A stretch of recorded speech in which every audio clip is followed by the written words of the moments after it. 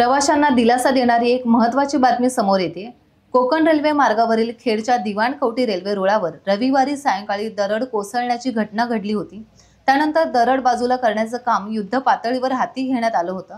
अखेर 18 तासांनंतर रेल्वे रुळावर आलेला मातीचा भराव पूर्णपणे बाजूला करण्यात आला असून रेल्वे मार्ग वाहतुकीसाठी मोकळा झालाय। त्यामुळे गेल्या 2 दिवसांपासून कोकणातील वेगवेगळ्या रेल्वे स्थानकांवर अडकून पडलेल्या प्रवाशांनी सुटकेचा निश्वास सोडलाय। दरड बाजूला झाल्यामुळे 2 तासात कोकण रेल्वेची वाहतूक सुरळीत होईल अशी माहिती सूत्रांकडून मिळाली आहे। दरम्यान रेल्वेमध्ये अडकलेल्या प्रवाशांना मुंबईला जाण्यासाठी 60हून अधिक बसेस सोडण्यात आल्या आहेत। काही प्रवासी एसटीने मुंबईला रवाना झाले तर काही प्रवासी अजूनही गाड्यांमध्येच अडकून पडलेत। कोकण रेल्वे मार्गावरील वाहतूक पूर्ववत होणार असल्यामुळे प्रवाशांनी समाधान व्यक्त केले आणि मुसळधार पावसाची तमा न बाळगता अहोरात्र दरड बाजूला करण्याचं काम करणाऱ्या असंख्य कामगारांचेही त्यांनी यावेळेस आभार मानले। टाइम्स डिजिटलला लाईक करा, सबस्क्राइब करा, शेअर करा आणि बेल आयकॉन दाबायला विसरू नका। पाहत रहा टाइम्स डिजिटल।